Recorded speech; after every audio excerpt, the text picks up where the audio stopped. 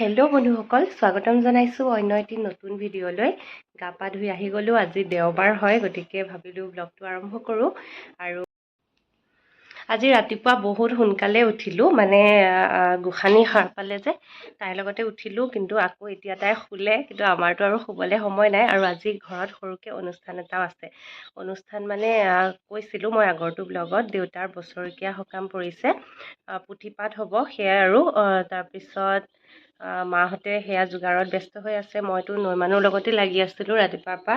আৰু এতিয়াও তাইৰে কাম কিছুমান আছে, সেইবিলাকে কৰোঁগৈ। আৰু তাইৰ কাম মানে ইয়াতে বটলবিলাক ৰেডি কৰা, আকৌ এই বটলবিলাক ধোৱা, সেইবিলাকে কাম থাকে। আৰু এইপিনে যে এই ৰুমটো, মানে আমাৰ এই ৰুমটো চিজিল কৰিলেও চিজিল নোহোৱা অৱস্থা। ইয়াত তাই শুই আছে দেই, গা পা ধুওৱা হোৱাই নাই ৰাতিপুৱা, যিহেতু মানে যিমান চিজিল কৰিলেও আমাৰ ৰুমটো চিজিল নহয়গৈ। আৰু মানে বস্তু ইফাল সিফালে দেখিছে নহয়, এইবিলাক তাইৰে ঔষধ পাতি কিবা কিবি, ভিটামিন D2 সদায় খুৱাবই লাগে। আৰু এইবিলাক বটল এতিয়া এইকেইটা ধুই আনোগৈ। মানে বাচ্ছা থকা ৰুম যে তেনেকুৱাই হয়। তাইৰ কাপোৰবিলাকো বিচনাতে জাপি জাপি কিছুমান থ'ব লগা হয়, পটককৈ হাততে পোৱাকৈ, ৱাইপছৰ পেকেট কিবা কিবি সেয়া। আৰু কিন্তু মই প্ৰথম দিনা যেতিয়া আহিছিলোঁ, মায়ে ইমান ধুনীয়া চিজিল কৰি থৈছিলে, কিন্তু মই অহাৰ পিছত গোটেই খেচনি হৈ গ'ল। মানে নৈ মানুহ আৰু মই অহাৰ পিছত যিহেতু বস্তুবিলাক মানে লাগাতে থ'ব লগা হয়, আৰু পানী বটল চটল গোটেই, আৰু মানে ইমান চিজিল কৰিব পৰা নাযায়। যাৰ যাৰ বাচ্ছা আছে গমেই পায়, নহয় জানো। আজি ভিডিঅ'টোৰ বহুত পিছলৈ নথৈ আৰম্ভণিতে আপোনালোকক কথাটো কৈ দিওঁ, যিটো মই আগৰ ব্লগত ক'ম বুলি কৈছিলোঁ।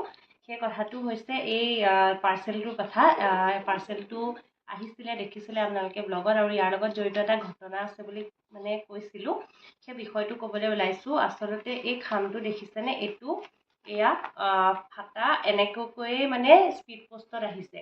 আৰু সেইটোহে ডাঙৰ কথা, মানে ভিতৰত যিটো বস্তু পঠাইছিলে, প্ৰথমবাৰ আমি নাপালোঁ বস্তুটো। বিক্ৰমক মানে ইয়াতে পোষ্ট অফিচটো যিহেতু ওচৰতে হয়, ফোন কৰি মাতিছিলে তাৰ পৰা পিয়নজনে, আৰু আনিবলৈ মাতোতেই কৈছিলে যে আপোনাৰ চিঠি এখন আহিছে। তেওঁলোকেতো নাজানে ইয়াৰ ভিতৰত কি আছে, চিঠি বুলিয়ে ভাবিছে। আৰু কৈছে যিখন চিঠি আহিছে, চিঠিখন ভিতৰত নাই, আৰু ফালা আছে এনভেলপটো, আৰু লগতে এনেকুৱা পিন আপ কৰা আছে। ইয়াৰ পিনটো দেখিছে, এনেকুৱা পিন কৰা আছিলে, আৰু লগতে এনেকুৱা ফাটা আছিলে। গতিকে মানে এইটো এটা বহুত ডাঙৰ ঘটনা হয় চাব গ'লে। মানে যিহেতু ইণ্ডিয়ান পষ্টটো মানে চেণ্ট্ৰেলৰ বহুত ডাঙৰ এটা মানে গোটেই ভাৰত জুৰি বিয়পি থকা, গতিকে তাৰপিছত যদি পোষ্টতে যদি মানে পোষ্টেলৰ ডিপাৰ্টমেণ্টৰ সেইটো মানে দায়বদ্ধ হ'ব লাগে তেওঁলোক এইখিনিৰ কাৰণে। কাৰণ তেওঁলোকৰ যদি তাতে সুৰক্ষিত নহয় বস্তু, তেতিয়াহ'লে মানুহে কি বিশ্বাসত পঠাব। হয়তো বহুত দামী দামী বস্তু তেনেকৈ পাৰ্চেল কৰা হয় কেতিয়াবা। আমাৰতো যেনিবা বহুত বেছি দামী বস্তু নাছিলে বুলি, কিন্তু আমি কৰিব পৰা একো নাছিলে যেতিয়া মানে এই এনভেলপটো পাইছিলোঁ।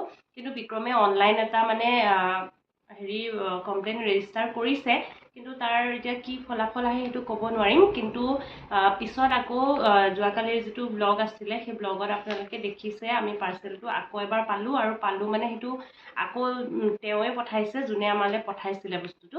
আৰু তেওঁৰ বিষয়ে মই কৈ দিছোঁ, তেখেতৰ নামটো হৈছে বিপ্লৱ বৰা, আৰু বস্তুটো আপোনালোকক দেখুৱাই দিছোঁ, চাই ল'ব পাৰিব।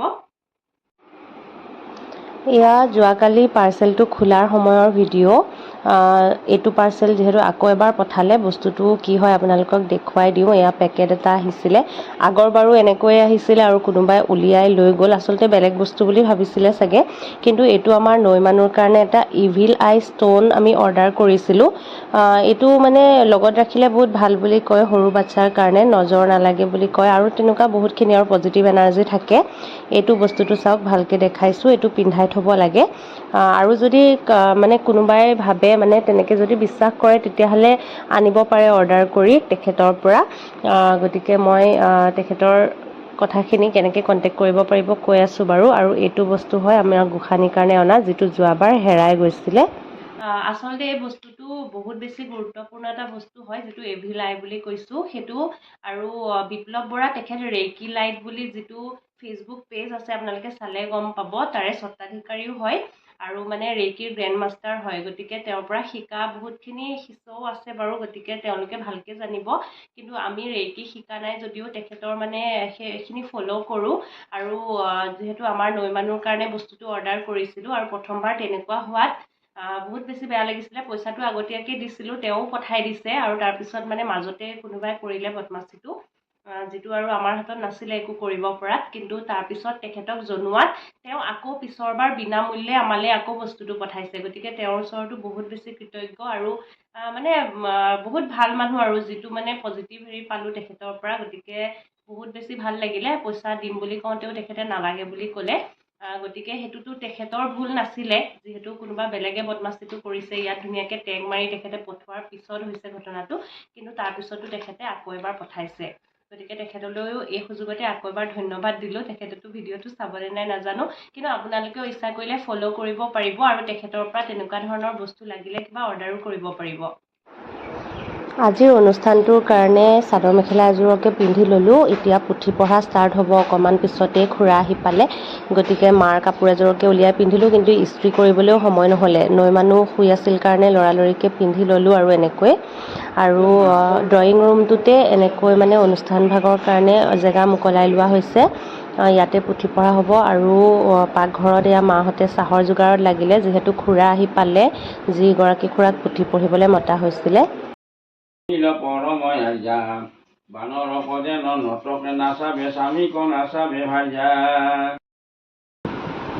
আমাৰ সকাম ভাঙিলে আৰু প্ৰসাদো ল'লোঁ, দৈ চিৰাও খালোঁ।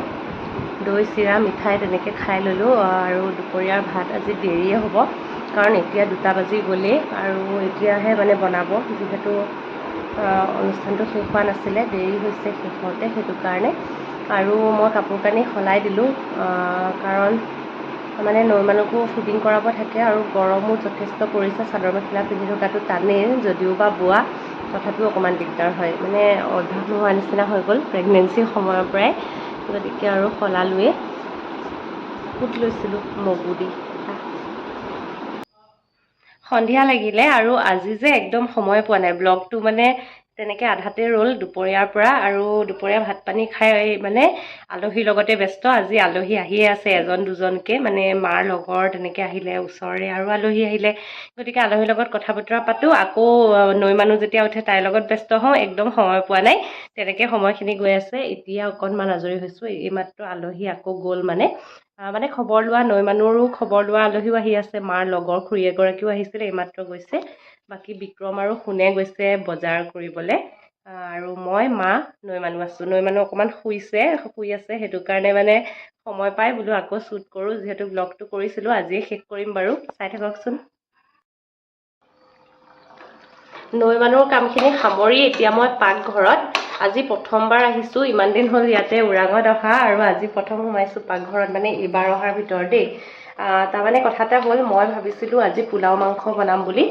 গতিকে মই মানে বিক্ৰমে মাংস আনিলে, আৰু সেইটো কাৰণে মই ভাবিলোঁ, মই আগে ভাগে কৈ দিলোঁ মই পোলাও আৰু চিকেন বনাম বুলি, মাংস বনাম বুলি। তাৰপিছত পাকঘৰত আহিছোঁ, মাহঁতে ক'লে, মাহঁতে মানে নৈ মানুহক চাই দিব আৰু মই বনাওঁ যদি। তাৰপিছত এতিয়া নৈ মানুহ চাই আছে। মই পাকঘৰত আহি দেখিছোঁ ব্ৰইলাৰ চিকেন নহয়, লোকেল মুৰ্গী আনিছে।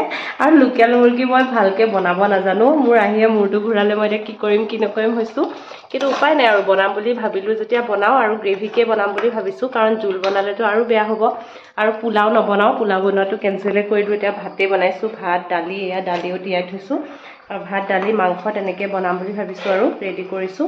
নৈ মানুহক মাহঁতে চাই আছে, বিক্ৰমো আছিলে, মাত্ৰ মোকো হেল্প কৰি দি গ'ল, আকৌ এতিয়া নৈৰ ওচৰত গৈছে। সেয়া আৰু এতিয়া বনাই আছোঁ, মাংস কি হয় নাজানো। কিন্তু লোকেল চিকেন বুলি জানিলে মই নবনালোঁ হয় দেই। মই ব্ৰইলাৰ বুলি ভাবিহে আহিছিলোঁ, মানে বনাবলৈ নিজে নিজে কিয় জানো ভাবিলোঁ, সোধাও নহ'লে। বিক্ৰমে আনিছে, কিন্তু কি আনিছে মই নুসুধিলোঁ। ইয়াত আহিলৈ বিক্ৰমে কৈছে লোকেল মুৰ্গী বুলি, তেতিয়াহে। মায়ে, মোৰ তেজপুৰৰ মায়ে বহুত ধুনীয়া বনায় লোকেল মুৰ্গী মাংস, মই আপোনালোকক আগতেও কৈছোঁ ব্লগত। কিন্তু মই মানে মোৰ কনফিডেঞ্চ নাই, মানে মই ব্ৰইলাৰ ভাল বনাব জানো, নিজে কৈছোঁ দেই। কিন্তু মানে লোকেল মুৰ্গীটো ভালকৈ নাজানো, তথাপিও বনাওঁ আৰু। এয়া মছলা ভাজি আছোঁ, আৰু এইফালে এয়া মাংস ৰেডি হৈ আছে, ধুই মেলি। এইফালে দালি, আলু অলপমান দি দিম।